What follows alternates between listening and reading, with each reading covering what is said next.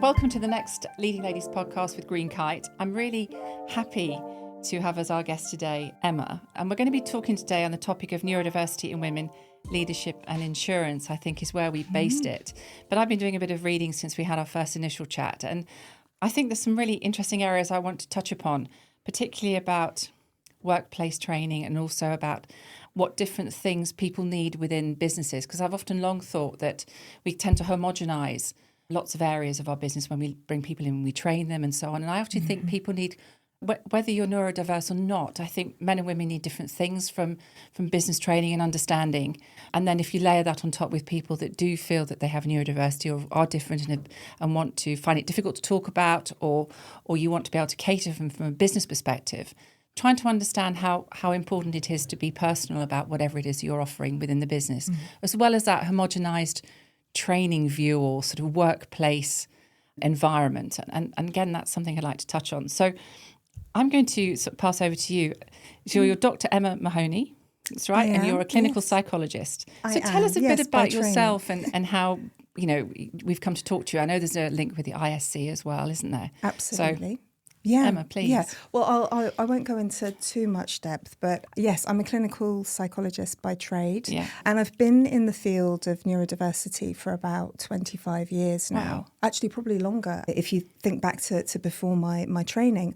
And I sort of fell into it rather by accident. Well, it sounds just like insurance, and most people use scratch the surface. How'd you get into insurance? Well, we fell into it, but this is a whole different way of falling into something. Well, yes, absolutely. And I think at that point within the NHS, which was where I started my career and where I spent a lot of my career, we had so little training in neurodiversity. We didn't really even use the word neurodiversity. We used to think about it very much in terms of problems and diagnoses and difficulties. And so I started off in diagnostic services and therapeutic services. And I just loved working with people who think and approach the world differently. Yeah. So that is where I stayed. And over the course of my career, I've worked with children and families. I've worked with parents as well, with adults. I've worked in schools, in clinics, in hospital settings, and in businesses and in private practice. So I sort of come at the field of neurodiversity from lots of different angles. And where I find myself now, I'm the founder of the Advisory ND, which is a consultancy which focuses on providing coaching and support for neurodivergent individuals, parents of neurodivergent children, or managers of neurodiverse teams, as well as the other prong, which is so important, which is supporting businesses to try to do this better, to really value, champion and support neurodiversity, to see it for the opportunity that it is, really. You said something there which I think is really interesting, that how much you love working with people who think differently. And I've always thought that businesses are better when they have different people with different viewpoints around the table and different experiences, different backgrounds. And so when you and I think we can talk more about this, because I think it's an area that I don't necessarily, I know some stuff, and I think we make assumptions about what we know about it. But could I ask you a question? So how would you define neurodiversity? I know that sounds probably a very basic question, but what does that mean for you and for us as perhaps businesses? How should we be sort of framing the neurodiversity phrase within our businesses? Yeah, so it's not a basic question at all. It's absolutely fundamental. So neurodiversity refers to the range of thinking and learning and information processing and interacting with other people and sensory processing that exists in the entire human species. So we all fall under this umbrella of neurodiversity. And the idea is that all brains do this differently, that those differences are absolutely to be expected as human beings. We vary on pretty much every other parameter that you can think of, so why not brains too? And that diversity of thinking can bring meaningful insights and skills and talents and abilities. It's not to negate the challenges, of course, and we can come on to that later, but that's neurodiversity. Now, neurodivergence is slightly different. So neurodivergence is when we are talking about thinking that is significantly different from what is thought to be typical. And if you're watching, you can see my air quotes there, because obviously, there's no global benchmark of what is typical, but that's nonetheless how it's defined and diagnosed. So should we, in our businesses and when we're talking about hiring in talent and talking about bringing in people with different ways of thinking, is neurodivergence a better way of describing the neurodiversity? Does it not matter? Is that sort of a... Well, I think in practice, we often use those terms synonymously. Okay. So someone, for example, who has a diagnosis that would fall under the umbrella of neurodivergence. So something like, for example, dyslexia, autism, ADHD, dyspraxia, those sorts of things. Often they might call themselves neurodiverse rather than neurodivergent. It's a personal thing, and neither is necessarily right or wrong. I tend to just follow what the person themselves uses. Okay, so it's not something we should worry about getting caught up with terminology, because sometimes language is important, isn't it? It is. And it's very easy to categorise people. So, I just know whether there was some subtle nuances between the two, but if you sort of go the way that people are most comfortable with, we're all on sort of fairly good ground with that. Yeah, absolutely, absolutely. So, and I've got so many things I want to talk to you about. So I think one of the things I would like to understand from you in hiring people with diversity, whatever they may be diagnosed with, following on from sort of lockdowns and COVID, our working environments have changed. Does that provide us with an opportunity to create, because I think I came across something, what is a standard working environment today is one of the questions I sort of had to you. And a standard working environment today is very different than a standard working environment 5 years ago, or 10 years ago. That very standard, almost 9 to 5, being in the office, that presenteeism sort of thing that goes on. So is there an opportunity these days in this kind of changed, more flexible world that we're in, that the standard working environment that we now have, whatever that might be, allows us some opportunities to employ people that think differently? Yes, I think there are workplace evolutions. I think, when we were during lockdown, of course, working from home, flexible working became the norm. It was the only way that we worked back then. Since then, I think there are some companies and industries that have kept that flexibility. And I would say that is probably to the benefit of their neurodivergent employees. Often flexible working can be a really useful accommodation for people. And then there are other industries for which there's been a real drive to go back to the status quo. To my mind, I think, if we can build and bake in flexibility to the way that we do things. So, for example, the way that we run meetings, our office space, for example, what we expect of people when they come in, if we can build flexibility into that, it gives every brain the chance to thrive. So, yes, of course, it's going to benefit your neurodivergent employees who might be more sensitive to this, but it will also benefit everyone else. Okay, so I think one of the points you've raised, Anne, I was probably going to pick this up later, but we might as well talk about it now.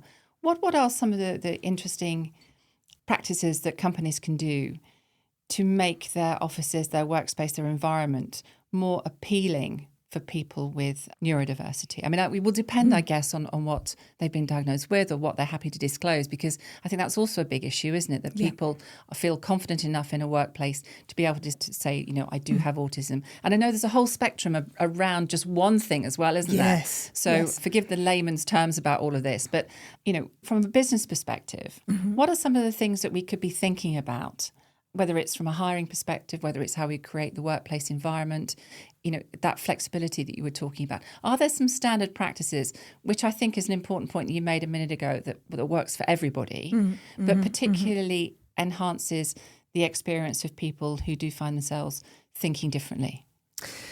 Yeah, so I think you raise a really, really important point there, which is that there's no one size fits all. So there's no if you're autistic, this is going to help, or if you're ADHD, this is what you need. It just doesn't work like that. You're absolutely right. There is huge diversity between diagnoses and within diagnoses as well. So, one person who has the same diagnosis as another may well have a totally different set of skills and abilities and challenges. So it's very, very individualised, as I think you said earlier, but it's worth sort of saying again.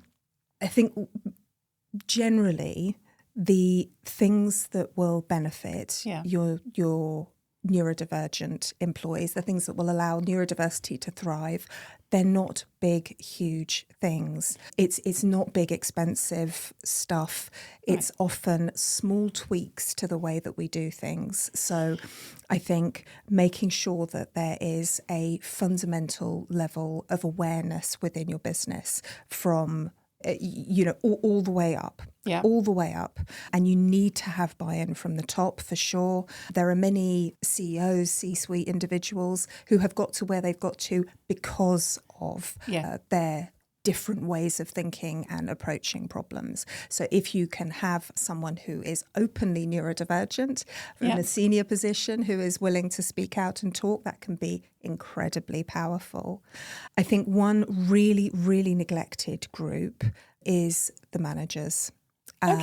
They very rarely have the training and support that they need to move up to that position of manager, let alone specific training in neurodiversity. And yet they are the ones who are going to be setting the team culture. They are going to be the ones who have the day-to-day contact with their neurodiverse and then team. to be equipped to be able to understand that, don't they? Absolutely, they do. And they do not need to be an expert. I can't state that strongly enough. They do not need to be an expert because the person in front of them is. So what I think is important is sort of approaching with the spirit of collaboration and partnership. So, I had an example recently where I was talking to someone. She had recently got a diagnosis of autism. She had bravely shared that with her line manager. It had taken a lot. And her line manager, to reduce her stress, had taken half her workload away. Now, that wasn't something that she'd asked for. No. It wasn't something that she needed. And it actually had a detrimental impact on her career. So the line manager, with the best of intentions, had made a unilateral decision for her. Because she needs less work to do. Exactly. Yeah. Reduce her stress. We don't want to stress her out. But that's not what's causing her stress. You have to find out what that stressor is, don't you, I think? Absolutely, yes. And if they had had that kind of collaborative relationship, they would have been able to have those conversations. How do you do your best work? What is it that gets in your way? What are the workarounds that we can think of together that might help? I love what you said there earlier, because I do wonder if there's time is also a factor for businesses, and they need to equip the middle management and the people that are running teams to be able to understand and motivate all members of their team. So I think time is something that has to be invested in this. But also, is there a fear factor here? And perhaps the example you just gave where it's, well, what can I do? I'll just do that, without getting deeper into a problem and trying to understand it about how you could handle it better. Do you think businesses are generally fearful of hiring somebody with neurodivergent? I mean, do you think businesses are fearful of hiring people with talent but maybe perceived to be more challenging to manage because we don't understand it enough, or we don't give enough thought around it? Yeah. I mean, I think there are definitely some really unhelpful stereotypes out there. And, I won't speak for anyone else, but I will just speak for myself. But the time that I grew up in, so it would have been, I guess, born in the late 70s, I grew up with an image in my mind of autism. I don't think I even knew what ADHD was when I was a child. No, I don't. I certainly think it's a much more recent, I guess middle of the 80s probably I have first heard that term. Absolutely. But it comes with connotations, doesn't it? That really aren't always positive. Absolutely not. And so if that's not a world that you have contact with, so many people might have a child or a partner, or they might have lived experience of these conditions themselves. They are constantly updating their knowledge. But if that's not your experience, then you will be carrying all of those negative associations. And I think that it's hard for that not to affect you. Yeah. You said something I thought which was brilliant earlier. You said, don't just make assumptions and make sudden decisions about somebody because they're the expert. And I love that sort of switching it round where as a manager or as an employee or whatever it is, you think you're in control and in charge to have to make all the decisions. But actually you're sitting in front of an expert that you just have to talk to them about. Yeah. So I think that's a lovely way of thinking about it that takes away a lot of, I think people have to be bolder, don't they, about how they want to handle this, and business needs to be bold about making some choices about hiring talent, I think. Yeah. And bear in mind that they are hiring an expert, not only in the way they might think or the skills they bring from a business perspective, but in their own lived experience. They are the experts in it, and they can advise you, should you choose to listen to them, about how they need, what makes them feel comfortable in a working environment. Absolutely. But I think the most recent figures suggest that around 30% of people don't feel comfortable sharing a diagnosis at work. Now, that's right, because they tend to mask it, don't they? They do tend to mask it. So, and that's sort of camouflage and to fit in, I think. Absolutely. Whatever that means as well, in these days, whatever fitting in means. But I mean, I think, in the past, back in sort of when I first started my career, you sort of perhaps chose to dress in a certain way and talk in a certain way to fit in with everybody because that's what you thought you needed to do rather than to stand out. So I can totally understand why people would want to mask something that people might have a very negative view about. Absolutely, yes. So how can businesses, where does it start within a business then to get people to be more comfortable and open up about these things? Because I want to bring something up here because... And we could talk about your research as well, if we can. But we talked before about the different requirements for men and women when we had a sort of a conversation before the podcast. And it picks up something that came up in a dementia discussion I had about a month ago doing a podcast, that women are underrepresented in research around this neurodivergent field. And I picked up a stat here, which I was like, this can't be true. And it was from UCL. In 2018, they said, for every woman diagnosed with autism, roughly 3 to 6 men are diagnosed. And they said women tend to get diagnosed in their 30s, early 40s, whereas it's round about the age of 7 for boys, they get diagnosed really early. Is that sort of, there's some basis of fact in all of that? Because I'm really shocked that we've kind of like, and there for me, to my mind then, sort of ways in which... diagnosing it and then working out how to help people. We're already behind the curve as women because we're not part of an established cohort. I mean, I think if I use an example of air conditioning, I think businesses weight their air conditioning on a sort of a 5'11", I don't know, gorilla man or something, and sort of, have it blasting out cold air because that's what they use as their standard. And it's a very crude sort of analogy, but is that what's happening here in this neurodivergent world? We are massively underrepresented or understood. Yes, massively. So as if we don't have enough to worry about already. I know. So, I mean, there's so many layers to this. And I think, a good place to start when it comes to diagnosis is that our diagnostic criteria for autism and ADHD particularly are based on boys and men. The standardization samples that we base our criteria on are on boys and men. So they're not built to pick up autism and ADHD in girls and women, and it is a slightly different presentation. Is it helpful to go into that? Yeah, I would love to know a bit more about that because, go on, please, Emma, talk about that. So, I have to preface this by saying, of course, it is very, very individual. So I'm going to talk about generalizations here. But so often a pattern that we see for autistic girls is that they are much better at masking. So what we mean by masking, as you touched on, is kind of adopting the characteristics of a neurotypical person and then running with that in order to pass, in order to fit in and in order to belong. And not to be singled out. Absolutely. Because the sense is that if you were your true self, that wouldn't be welcome, it wouldn't be acceptable, and it would lead to you being excluded. Because particularly at that age, sort of young girls, teenagers, we're horrible, aren't we? Oh, absolutely. Absolutely. We have the potential to be very, very clubby, very cliquey. Outsiders are so... And then there are really strong societal messages about the kind of behaviour that's acceptable from girls and boys. I mean, we're making progress on that front, but there's still some gendered issues there for sure. And then, what's valued in school as well. What's valued is sitting still, being compliant, getting on with your work. Not being disruptive. Not shouting out, not getting out of your seat, all of those sorts of things. And, people learn very early on what's wanted from them. Yeah. And girls can become extremely adept at looking around them, seeing, right, who's the popular girl? Okay, she wears that, she looks like that, she's interested in that, she talks like that.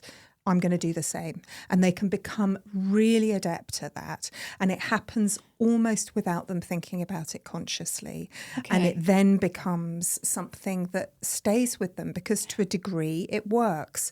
But it is enormously effortful. It's exhausting.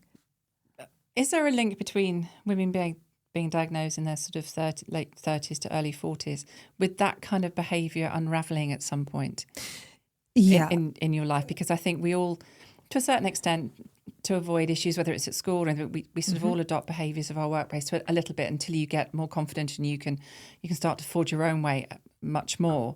But does it unravel? I think, where you suddenly find yourself more independent, your circumstances have changed, your environment is different, you're no longer, living with your family or whatever, you've grown up essentially. Does it start to unravel, Emma, at some point? Is that part of the reason for the late diagnosis, or is it just because women are better at questioning why am I feeling like this, or what is it that I don't understand about, why am I always sort of on the outside of conversations or whatever? I mean, does it have a link between it unravelling? I think it definitely does, and there are a few things there. I think there is definitely that masking is so exhausting that sometimes if you are masking heavily for decades, it can lead you to a form of burnout. Yeah. So sometimes that is the path. Sometimes women are misdiagnosed with a mental health difficulty as their primary difficulty, and actually it's undiagnosed neurodiversity that is the driver there. So there's misdiagnosis as well.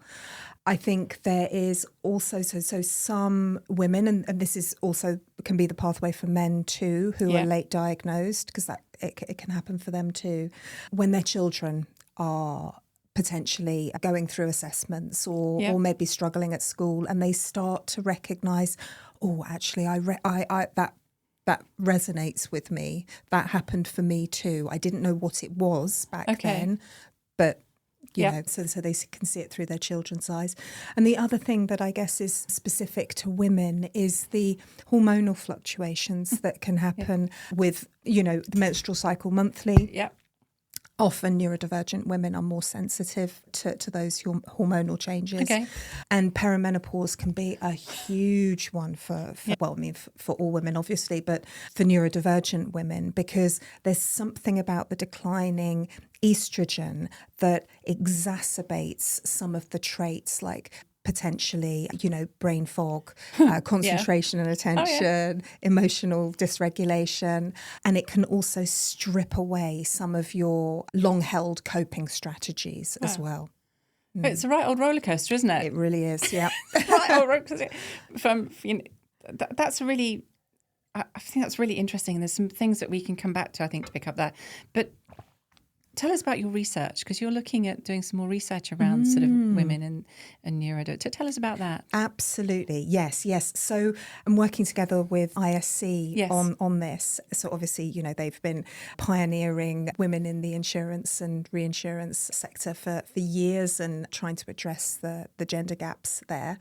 And so we sort of found ourselves natural partners, because I've been interested in women neurodiversity for a long time. And, I have to say that the reason that we're focusing on women here is not to diminish the experience of men for 1 second. And thank you for saying that, because that's an important point. But there's a reason to talk about it, isn't there? Yes, absolutely. There is. And it comes down to the things that we've been touching on, that women's experience has been really under-researched. And as a result, we really don't know how many, high achieving, probably high masking, neurodivergent women there are in the insurance and reinsurance industry. We don't know what their experience is, and therefore we don't really know what they need to thrive and do their best work and progress in the way that they can and should. And given that there is always a talent shortage. It's always a talent shortage. Yeah. And given that, like every industry, insurance, reinsurance is evolving rapidly as we move through the digital revolution, we need diversity, we need neurodiversity, and we need to widen the talent pool. So if we can understand women's experience better, we can be better in touch with what might help. And we can therefore benefit those women who are going to be more likely to thrive, who are going to progress in their career and not end up leaving. We're going to benefit the businesses who are going to have a wider talent pool. They're going to make much better use of the people's skills and talents, because when people are better supported, they're probably going to do better work. And then for the industry as a whole, we are still at the early stages of understanding this, I would say. So if insurance and reinsurance can really embrace this, then it has a chance to be a pioneer, to be a destination of choice. And I don't know if you sort of got there with the ISC, which is the Insurance Supper Club, and we'll put some links about this when we release the podcast. Thank you. How are you collecting the data for the research? Because it's all about data, I think, isn't it, for you? Oh, absolutely. So is the ISC going to help you collect data? Is there things that businesses can do, or women within businesses within the insurance and reinsurance market can provide somewhere to help with this data collection? How are you going to sort of collate the data in terms of? Really, really good question. So we are at an early stage at the moment, and we are looking for people to become involved, whether that's potential participants or potential sponsors for the research. The way that we will be hoping to gather data is twofold. So we want to get survey data, so we can get a lot. We also want to get in-depth data. So we want to do focus groups. We want to do interviews. We're going to look at it from different methodologies, because not everyone will want to contribute verbally in a group. Some people would prefer to contribute written or by email or whatever. So, there'll be plenty of options for how people can really make their voices heard, because we don't just want to hear the loudest voices in the room. We want to hear everyone's voices. Well, I think what we'll do when we issue this podcast is we'll make sure there's links to the ISC, and maybe people can then follow it up, and so that we can make sure that you hopefully have a really good wide data collection program running, which would be terrific. Thank you. I just want to pick up a point you mentioned a minute ago about women leaving businesses. And I think if we're going to generalise, we're allowed to generalise, aren't we, on a podcast? If we generalise, I think women do leave businesses more frequently than men, for whatever reason that may be. But I've always thought when you leave a business and you go somewhere else, it's a way of reinventing yourself. And I just wonder, is there any correlation? And I guess you don't know that women with a neurodivergence tend to leave to go somewhere else, because it's an opportunity to shed. They've kind of changed themselves, and they're much more comfortable and can go somewhere else and be more themselves in a new role, because they can leave their sort of development of understanding their own neurodivergence to go somewhere else. And it's just sort of is it part of an expected behaviour with a woman, do you think, that she finds it more comfortable to move somewhere else rather than stick at something when she knows she's not going to change the environment she's in? Is there I just wonder if there's any correlation between, I think women do leave anyway, but I just wonder if there's somewhere in there's a reason women choose to leave if they do have a neurodivergence, because they've sort of learnt to live with it differently and need different things, and they don't think they can get it with an employer, so they move on and create a new environment for themselves somewhere else. Or am I just making stuff up? No, I don't. Which is quite possible, by the way. I have to say that's quite possible. No, I don't think you're making stuff up at all. I think that absolutely makes intuitive sense. We definitely see a pattern where women will tend to take it upon themselves. So, I had a client who was a dyslexic lawyer, and she was terrified about telling her employers that she was dyslexic because, she was terrified that they would think she couldn't do her job properly. It involves reading and processing huge quantities of written information. So rather than asking for accommodations, which could have easily brought her reading speed up to someone who's non-dyslexic or faster, she worked harder and worked longer so that she could get the work done. And no one knew what she was doing. She did it all by herself quietly. And, you can imagine over years that was absolutely wears exhausting. You down, doesn't it? Yeah, of course. So I think often women will quietly leave, taking it on themselves. Yes. And the employer will never know what the reason really was. Yeah. And there may also be, as you say, the hope that maybe in the next place things might be better. So because I think this loss of talent is something that we all worry about. And if you've somebody great and they choose to leave and there's underlying things you may not know about, I think it's... So I have a particular bugbear around business, and that is training, but it's sort of development programs. And one of the things I've seen over the years, having been in this industry for decades, is we've homogenized a lot of things. I don't know whether it's because we don't wish to offend people or we don't want to single people out, but I think we've homogenized lots of the way that we approach corporate training, the way that we approach development programs. We've tried to make something so open to everybody that I'm not sure sometimes it helps anybody, if that makes sense to you. I think there are clearly training programs and stuff and awareness things that everybody can do. But when it comes to personal professional development, this is probably where I'm going with this, that I've always thought that homogenized view of providing programs for people need to be really tailored. Yeah. And men and women need different things. They just need different things. Whether you're neurodivergent or not, you need different things, is my view. And I just think there's an opportunity here, isn't there, to crack all sorts of nuts with a hammer. If you can actually find a way of creating a program within a company, sort of coming out of HR, because that's who sort of manages the training programs and corporate development and so on, but identifying people and being individual with them rather than saying, well, we think you're great for the future, we're going to put you on this training program. And it's just a thing, sorry, for a better way of describing it. Whereas I think if you sort of look at people and you think you've got some really great skills, now how are we going to get you to there?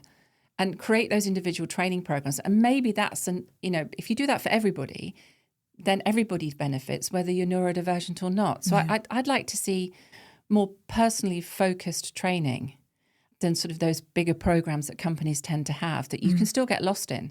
And actually, if you are neurodivergent, you may not even be spotted for them. Yeah.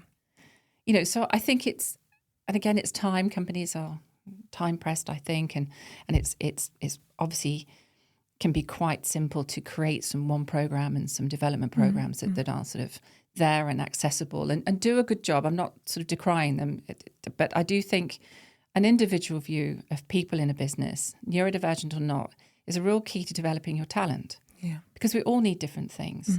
There's those basic differences, and from a gender perspective, if we look at that, we need different things, I think, as women moving into management, which is something we talked about on earlier. I mean, do you have a view on that? Have you seen some great programs that you've seen in companies that are sort of, you look at it and you think, God, that's so good.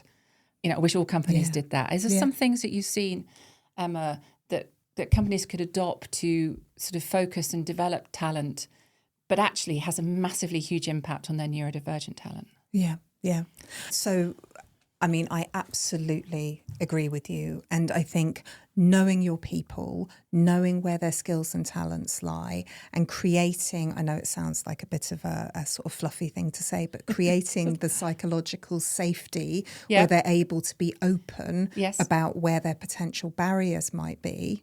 Because that's not an easy thing to say, is it? No. I think that's the key to unlocking this. And I think sometimes when we talk about neurodiversity and neurodivergence, we talk about reasonable accommodations. So we're talking about what does a person need in order to give them the equal chance to do their job as anyone else. But I think what you're talking about is a far more normalising and positive approach to this. I mean, of course, we need to have reasonable accommodations. We need those protections for sure. But actually having an approach where the aim is to get to know everyone and get to know where everyone's skills and talents lie, where everyone's potential barriers might lie, and have an individualised approach to helping people to progress. See, and I think that's back to your point earlier about management, that sort of the managers of this, not as the CEOs, the C-suite, or whatever, but the managers. It's equipping them with the skills to be able to identify that and providing them with the time to be able to develop something and communicate back to HR where these programs are driven out of. Yes. So there's got to be that link there, hasn't there? And I think your point earlier around that was really well made about equipping managers to, because I think what's become apparent to me in talking to you and doing some reading is that, which is always a dangerous thing, isn't it? A little knowledge, but there you go. Good grief. It's providing them with those skills to look at their team members, but it helps everybody. I think this is the thing that I've come around to, that maybe we've tended to think, and I'm probably guilty of this, of thinking that the people with the neurodivergence need different things, where actually they just need more understanding. Because your point was really good earlier about the lady that you talked about who had half her workload taken away from her. None of us want that. No. Because that's not going to help her. It's just going to make her more worried and more angry and more stressed. Yeah. So I think there's a bit in here for me about this should be just completely normalised. If there's a more individual basis taken just generally across the business. I know I would have found that helpful in the earlier days of my career if I had had access to different training, I don't know what I would kind of sort of, mentoring, sort of that kind of thing.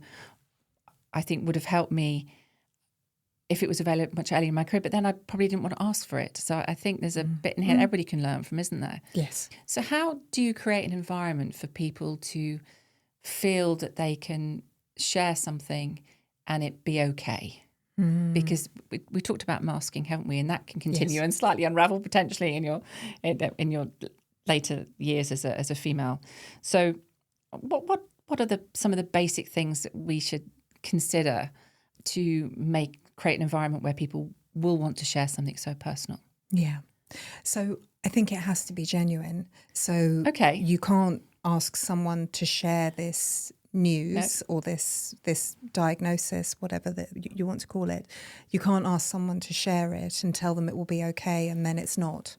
So if actually the reality is it is going to impact on their career, it is going to negatively impact their career chances, then people won't share. Of course they won't. And they won't if there's any doubt in their mind about that. So I think it comes down to, you can look at every level of the business, if you like. So there needs to be a basic awareness in the business. We've talked about this so that people are able to have conversations. Because if people don't have the language, then they get caught up on the words. No one wants to look stupid or to offend anyone. And so then they don't talk. So no, I think that's a barrier, I think, just generally these days, is our desire, because none of us want to offend anybody, but it's sort of hamstrung us a bit, hasn't it? Yeah. In having honest, practical conversations at work. Because we feel a bit hamstrung by not offending anybody. Yes, absolutely. With the best intentions, isn't it? It is. It is, absolutely. So I think, having a employee resource group or a community within your business that has a voice and listens and is listened to, that's pretty important. As you mentioned, for managers, support and time as well is really, really crucial. Buy-in from the top for sure. And then, looking at it from the employee life cycle, because, younger people who are entering the workforce now, going into a business and a career that is inclusive, and we're not just talking about neuro-inclusivity here, we're talking about all forms of inclusivity, is incredibly important. to them. Yes, so it is. it has to be front and center. It has to be clear from your website. It has to be clear from your recruitment processes that you are flexible, that you can make accommodations, that you want people who think differently. Yeah. And I think you're genuine. You use the word genuine, and I think people can feel that, can't they? Yes. I mean, yes.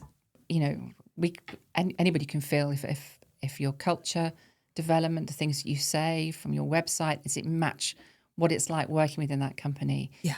That feeling of being genuine in your intentions as an employer is a really powerful one, isn't it? Because we can all smell BS a mile off. Absolutely, we can. Yeah. And so I think those points are really good. I have just like a practical question here. So women being diagnosed later in their lives, do they choose to go for a diagnosis? Or do they find themselves at a GP summary struggling and how are women finding themselves on that neurodivergent spectrum in their sort of 30s or 40s? Yeah.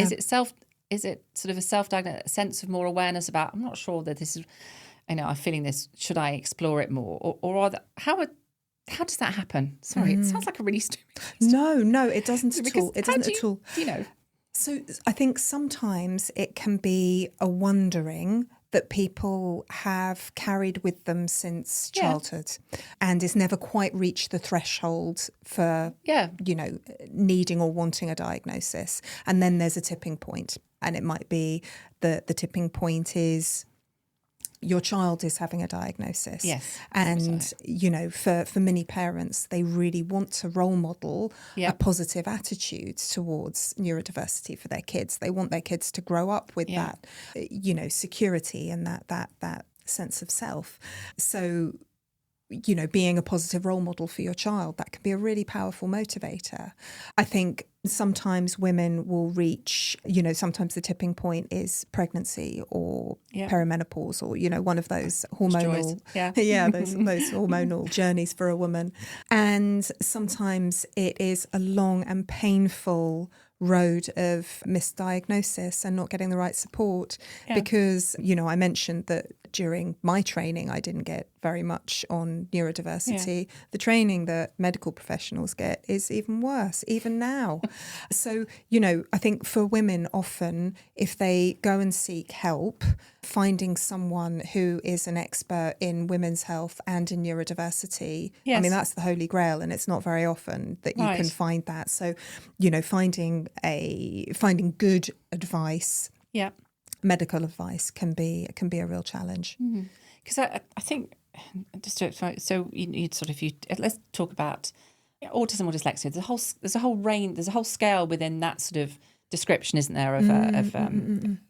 So, do you find that women who are perhaps on the sort of the lower end of a spectrum go and seek help, and it makes them understand themselves better, so that they perform better at work and actually, so what am I trying to say here? I think I'm trying to say there's a sense of self-awareness that ends up being a positive, but it's sometimes not enough to share it with your company. But actually that diagnosis for yourself, knowing that you're somewhere down here as opposed to being up there, and that might gives you coping skills, or understand your own motivations better and how you can manage them and how you can sort of create an environment where you can produce your best work in a work environment. Because sometimes, do you ever find that sometimes the normal working environment is good enough, but because people understand themselves better, it makes that existing working environment okay? Sorry, does that make sense to you? Yes, it does. Yes, it does.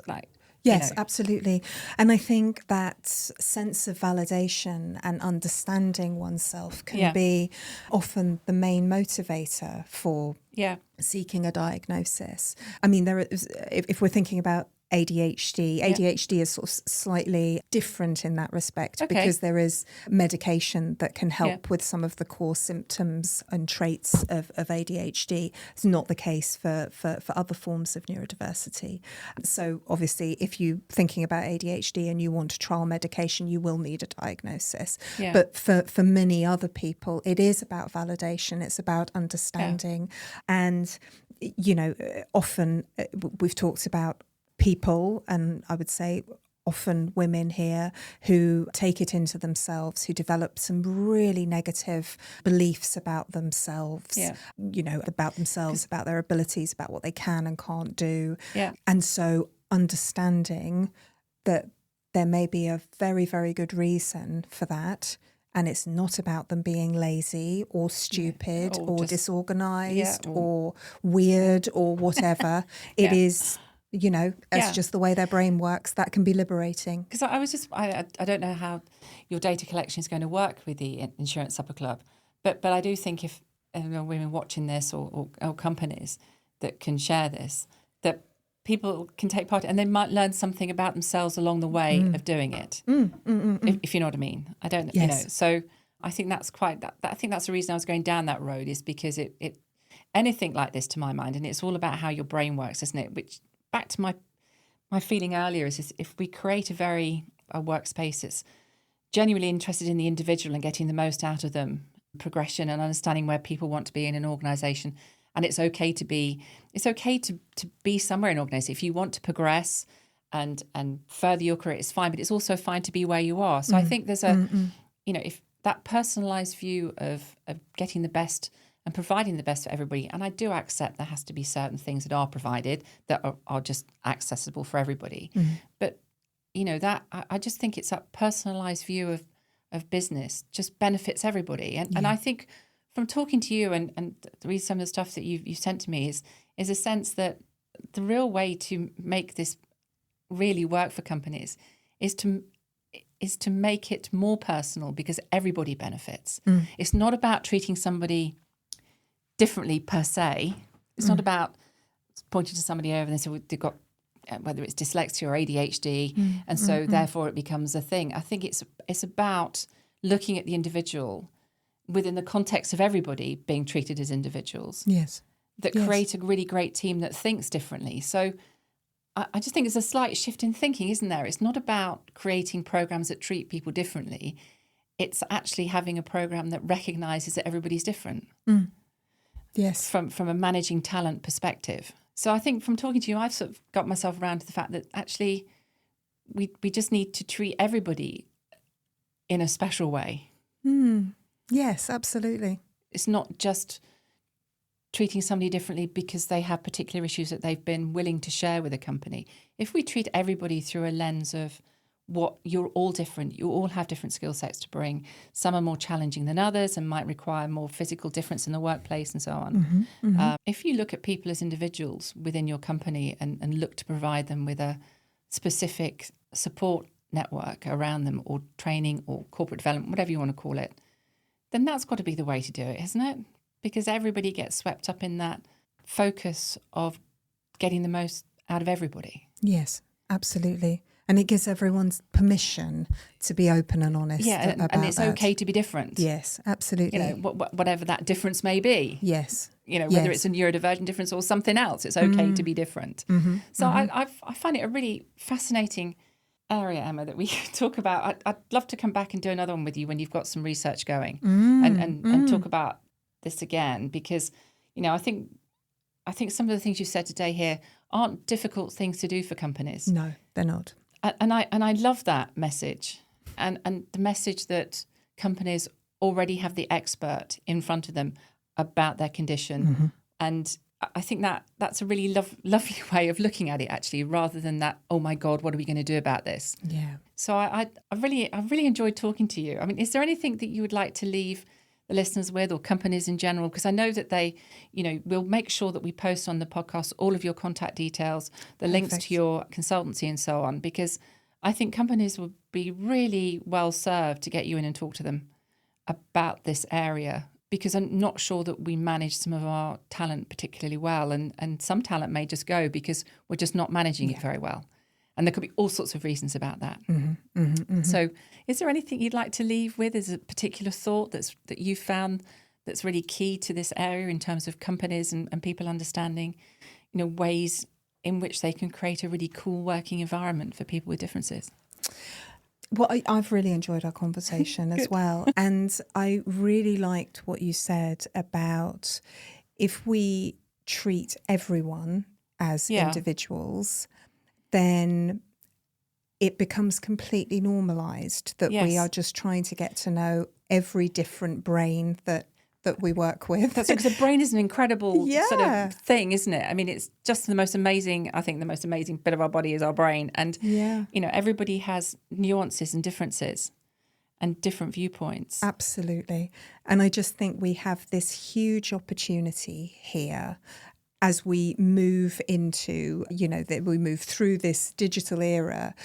We just don't know what cognitive skill set is going to be needed in the next way. And if we only employ the same type of brain, then the companies that do that follow that model will not be able to be as agile, as innovative. They won't be able to evolve in the same way as the companies that do. No. And I think that's just a great message to end on. So Emma, thank you very much for this morning, and we'll let everybody know when the podcast is out. We'll share all of the details that we've talked about today. But thank you very much once again, Emma. It's been great.